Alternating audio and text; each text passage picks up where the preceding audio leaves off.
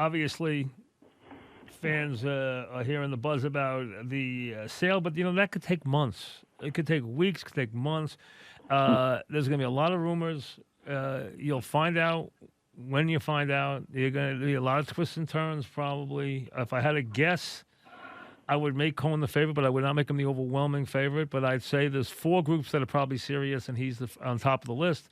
But let's talk about the team with Eddie. Eddie, welcome. How are you? Good, Mike. How you doing? All right. How you doing? A couple of questions. Number one, who closes, Eddie? I think it's Diaz, and I've thought that all along. I think he's going to be the guy. It's interesting, though. Luis Rojas has not wavered at all from what he was telling us in February and March. Every time we bring it up, what's going to be the setup, and who the setup guys, what's the order out in the bullpen. He brings them all in. He's got Betances and Familia and Lugo all in the mix. So he hasn't wavered on that, and I don't know when he will. I mean, at some point, I think when you're probably down after those Yankee exhibition games on the 17th and 18th or 18th and 19th, whatever it is, those final 5 days, he'll probably make some decisions then. But up until then, I don't think so. But, I'd be shocked if it's not Edwin Diaz. I really would. If the manager is different than last manager, how is he different? Well, I think he's kept all his options open. Now that may be his choice, and it may be the organization's choice. I don't know which. I honestly don't, because when spring training got cut short, it's kind of hard. You don't probably have the rapport that you have, and you don't talk to as many people. You just didn't have the time. So, that part of it is it leaves you a little bit short. But if I think he's thoroughly prepared. I think he knows exactly what kind of guy is he going to be? Is he going to be easy on the players? Is he going to be a disciplinarian? Is he going to be what's his way of doing business? Yeah. It's kind of hard to figure in a sense, Mike, because I think he's not going to be a strict disciplinarian. I think he knows too many of these guys as they've come up through the system to do that. But at the same time, I think they know he's the boss and he's the man. So they have respect for him. I do know that, and even the veteran players, even the Cespedeses and the Canoes, they have respect for Luis. And basically those guys are pretty much his age. He's in his late 30s, so. I think that he'll command respect. I do think he's going to be tough. I think he'll be firm. Let's put it that way. And I do think he's going to try to use his roster. I think there are going to be situations where guys are not going to want to sit, but they're going to have to sit. They're just going to have to take a game off because he wants them. He wants them to be fresh. I think we've seen that in the way he's kind of utilized players, moving them all around already. J.D. Davis in the outfield, J.D. Davis at third base, Cespedes here, there. Both a DH and an outfielder. So I think you're going to see a lot of that.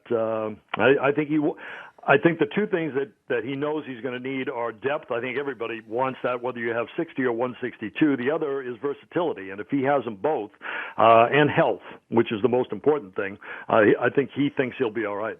We're talking with ADC about the Mets.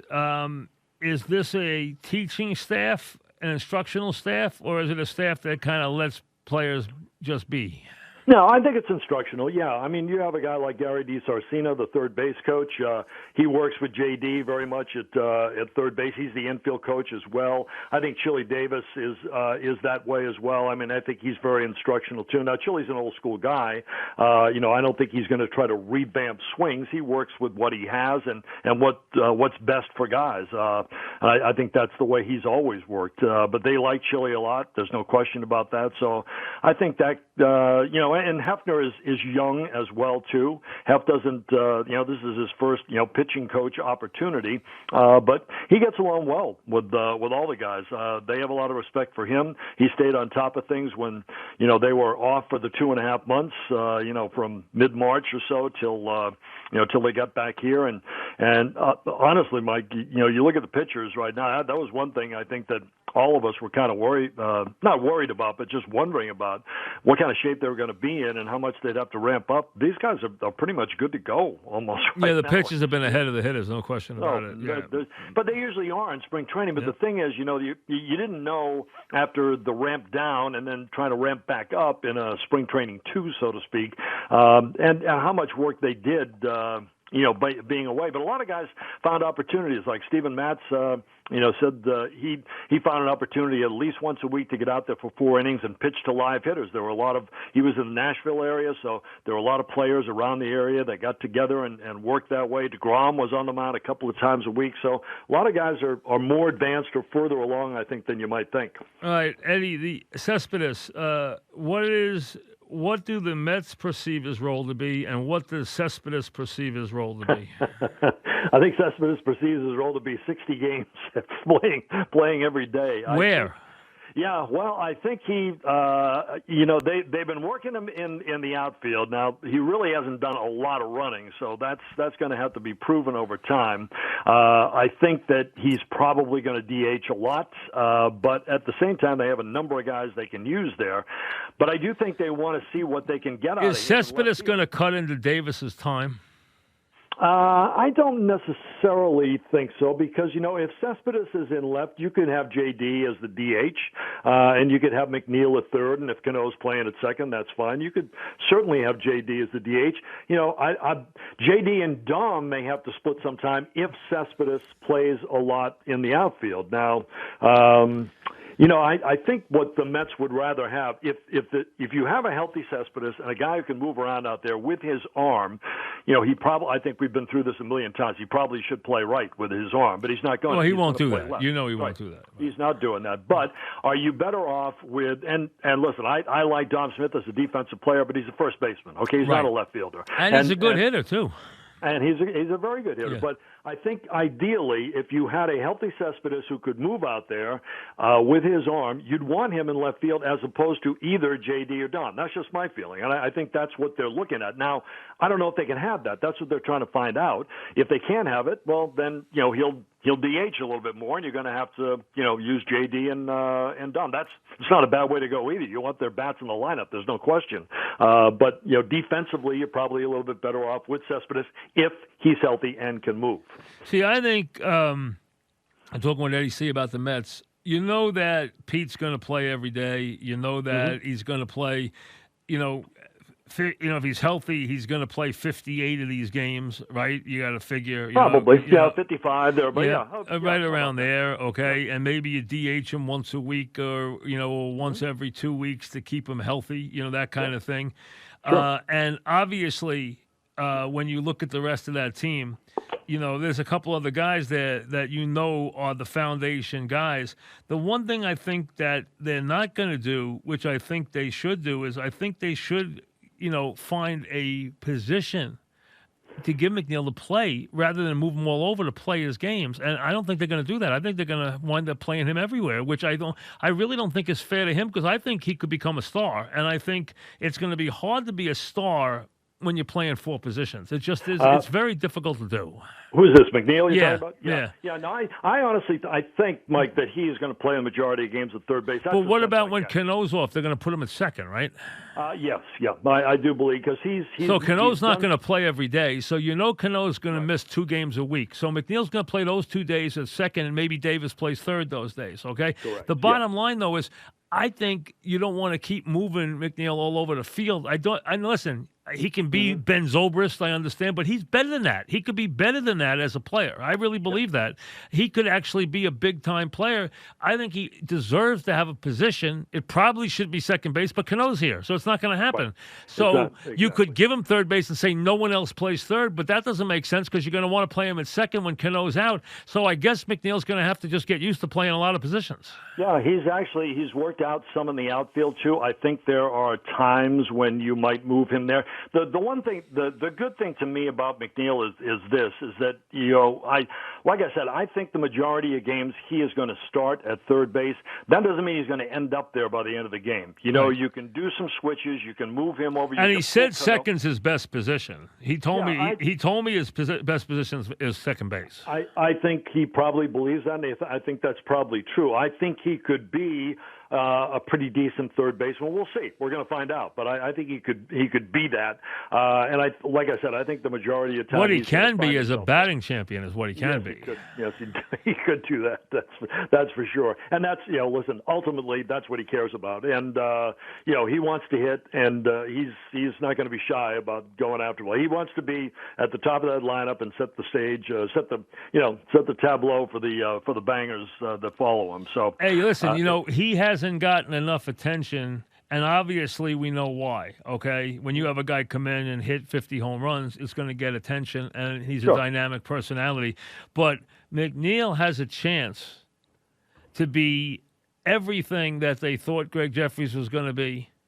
And everything that they thought that Murphy was going to be every year. This guy can be a legitimate 325, 330 hitter with 20 home runs. Yeah, no, I totally agree with that. You saw his power surge in the second half, and he's been asked that several times already about, what kind of hitter he's going to be this year. Is he going to be the first half average guy that we saw, or is he going to be the second half power? No, he's going to be a power hitter. He's going to be a guy who's going to hit. He's not going to hit 30 home runs. He's going to hit 20 home runs and hit 325. Yeah, I know. I think he's a solid hitter. I think. Well, that's what he would hit in a regular year. I shouldn't say you got to prorate it to 60 games, but you know what I mean. Yeah. The point is, I think he's going to be a solid hitter, and I don't think he's a 40 home run guy. But he's not. I think he's a 20 to 25 homer guy, but he's a legitimate star. He really is.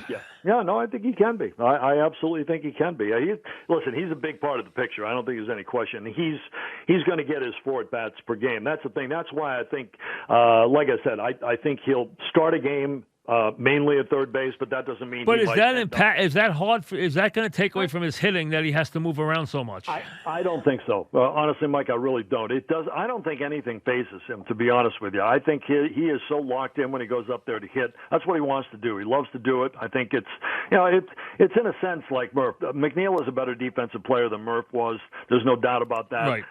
But he's I think he's locked in there. I don't think it's going to bother him. It's not. I mean, if you were shifting around, if you had, if 7 games a week or whatever, and he's starting third, 2 games, starting second, another 2, starting in the outfield, another 2, that might, but I don't think that's going to happen. I really don't. I think the majority of his time is going to be at third base. That's my sense anyway. And also, I mean, I know Cespedes is there, but you'd like to find out exactly how good Davis is going to be. I mean, Davis really broke out last year. He did. I think they want to get at bats for JD. Like I said, I think they want to find what is the limit for Cespedes. I think that's exactly what they want to find out here during this stretch before we. How has Cespedes looked? He's looked fine. Listen. I think everybody has been a little overmatched by the pitching when you get into live BP. When you watch batting practice, Cespedes and Alonso and guys like that are clocking the ball and reaching the seats. Cespedes looks terrific in batting practice. Now, he hasn't run a lot. I think you have to see that on a regular basis, and you've also got to see how he moves in the field. That first step, very important out there. So I think you've got to see that. How has he looked? I think he looks great, honestly. He looks a lot better than I thought he would. But again, he's had more time to get ready. I think we always considered him this year that if the season started on time, he's probably going to join you somewhere around the All-Star break. So we're there. Okay, we're pretty much at that point right now, and I think he looks pretty good. So that he wants to cash in his at bats, and he wants to put up numbers this year, and we'll see. But I would bank that he's going to have a pretty good offensive season. I would think so. All right, here's a question. Yeah. If he retires tomorrow, is Cano a Hall of Famer? He's a lifetime 302 hitter at second base. He's got 1,200 runs scored. He's got 320 homers. He's got 1,300 RBIs. He's a lifetime 300 hitter. He's won multiple Gold Gloves. He's finished in the top 5 or 6 in the MVP 5 or 6 times. As a second baseman, okay, right. I would think he's probably a Hall of Famer. Here's my thought on it, and again, I think if he had progressed without the steroid problem, I think he's a Hall of Famer. I do think that he can. Well, I'm not counting the steroid problem. Okay, if you want to Right. bring it, he did. I forget that he had that one thing where he got that one steroid issue the second half of the Exactly. year. That's Now- right. I got to take that out. But I think he's got Hall of Fame stats when I think of him. Like I think he's been a good enough player when you look at him and realize the guy has almost 2,600 hits. Right. Now, if he gets 3,000 hits, if he hangs around for 3,000 hits, and I don't know if he will hang around for 3,000 hits. I don't know. Well, he's got enough time left in his he contract. does. I don't know if he'll be around for it. But, I mean, the guy's already hit. He hasn't hit, this isn't a guy who hits a couple of home runs. This guy's got 325 home runs. Yeah, I think this has been my thought on him, and if he had progressed, without the steroid thing, I think he would have been a Hall of Famer. My feeling is this: that I think what he needs to do is have a bounce back season this year, and just continue over the next couple of years. I don't know how many years he wants to play. Does he want to finish out this contract? Probably. Okay, so if he can play another 2 or 3 years and put up decent numbers, yes, I would. Well, then think he's that going to he get would be 1,000 hits too if he does that. 3,000 would hits, think. which is automatic. Not counting the steroids. Here's the other issue. Cano's second half last year, his OPS was about 950 for the second half of the season. When he came back off the All-Star break, he was terrible in the first half. Until he got hurt in the second half, he was really hitting really well. Which Cano are we going to see? The guy in the first half, the guy in the second half? Yeah, again, I've only seen him in BP thus far. He's looked fine and doing his work, slapping the ball around. It was hard to judge Cano. I watched him last spring, not this, past spring, but the previous one when he first got here, and he looked like the old Robbie Cano, doing everything during spring training, and then the season started, and boom, he just went nowhere. So I don't know what you're going to see and what you're going to get. I think he knows what's at stake for him this year, and I think that's, it's an important year. It's a bounce back year for him. Yep. I know he's close to, the 3,000 hits. Keep in mind, though, that I think it's Rafael Palmeiro also has 3,000 hits as well. He's not in the Hall of Fame. And that's because he's a steroid guy, yes. Yeah, exactly. Well, same Probably thing. not. I forgot about Cano's year out there with the steroids, so you're right about that, too. But I think Cano's got something left. I really do. I do, too. I thought the second half he looked like Cano. Now, I can't understand, last year he had the great first game, and then he was dreadful for 3 months. So I don't know exactly what went on, but I thought the second half he really looked like Cano again. And, he did hit like 11 home runs in the second half last year when he played until he got hurt, and he only had like 390 at bats last year for the whole year. So I don't know how much he plays this year. He probably plays 5 out of 7 games a week or something like that. I would think at least, I think he's going to be out there on a fairly regular basis. That's my sense. I don't think he's going to be sitting a lot. I think there will be games. I think that Luis Rojas will take care of him and want him to get some downtime, and I'm sure there'll be a few tussles on that too. And who leads off on this team? Who needs off? Who leads off? Oh, who leads? I think it's going to be McNeil, although, Nimmo's right there. He's got always has great on-base percentage numbers, gets hit an awful lot, But I think McNeil is going to be the guy that will be there at the top of the lineup. He likes to do it. He's very good at it and can drive the ball and also can give you some pop out of that spot, too. So I think he's going to lead off. But, again, you've got a couple of choices you can do, and you can, Rosario, you can mix in there as well too if you need another guy. So you're going to bat Rosario 2 and Cano down in the lineup, or bat Cano in the 2 spot? Well, the interesting, the thing is with, and I'm not sure how the Mets are going to do this, but they have a DH this year. They never have. It's National League. Do you go with having a good on base guy at number 9? You do. You definitely do. That's where you bat Nimmo, I think, is in the 9 spot. Because he gives you that double leadoff guy. Yeah, and it could be Rosario down there too as well. He doesn't walk though. Yeah, Rosario, he drove the ball very well in the second half, and he hit well, but he's not a walk guy though. He doesn't walk. No, he isn't. Yeah. No, you're right. So you'd like a double leadoff guy. I think Nimmo fills that. Well, if he's playing, if he's playing, I could see that. And and obviously, the middle of the orders. But you think they'll bat McNeil leadoff? I do, yeah. Another guy that you might watch, too, and again, I don't think he plays a major role, but I thought it was very interesting that they signed Melky Cabrera. Melky will help them if they put him on the team. He's a hitter and switch hitter, and he's also a guy. I think his lifetime average is 285. And you know who his buddy is. Yes, I know. Yeah. They were inseparable. You know that. Yes, I know. Yes. So I'm sure that helped, in getting him here as well. But they have some interesting options on the bench. Matt Adams is another guy too. He gives you some power. He was. Will he make the team? I always liked him. I always thought he was going to be a good player. You know that. Yeah. I always thought he would have been a good Yankee player, but I always thought he was going to be better than he's been. Yeah, no, he looked good in spring training before. He's here. He certainly gives you a left-handed bat off the bench and some power as well. So that's another option. Has Melky looked good?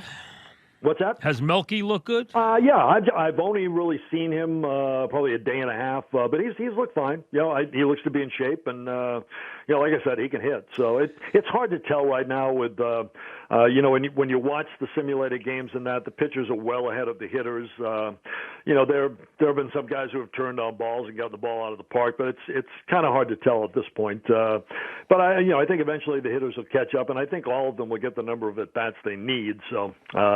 We'll see how it all evens out, but I think that thus far they've looked pretty good. And I think one thing with the Mets, which has helped them thus far, they've been pretty healthy. They haven't they haven't had. I think Brad Bach has not been here. He's one of the relievers. So there may be something COVID with him. I'm not sure. He is not. He has not surfaced yet, but you look around at the division. Freddie Freeman is down at this point. Markakis is out. Markakis talked to him and decided to opt out. Yep. Washington has been hit a little bit as well. So have the Phillies, for that matter. Yep. Nola's behind. So the Mets have been a little bit ahead in that regard. I don't know if it continues that way. Hopefully it does, but maybe that gives them a little edge. We'll see. But they've stayed healthy and they're doing the protocols and. They have talent here. There's no question they have talent, and they could and probably should be a playoff team if they play to their capabilities. So we'll see what happens. I think the most important player on the Mets this year, other than the obvious, is Betances. Could be, yeah, could very well be. He's looked a lot better than what we saw in spring training, simply because he was just kind of ramping up at that time, and he was only I think he was below 90. I think with the last time I saw him, but he's looked much better than that right now. He's probably not in tip-top shape or exactly where he wants to be. Let me put it that way. But I think he's going to be close. He said he'd probably get somewhere about 6 or 7 more turns. He pitched yesterday, and I think he'll be ready. He's also looked very good as Familia. Good luck. I don't trust him. I don't trust him.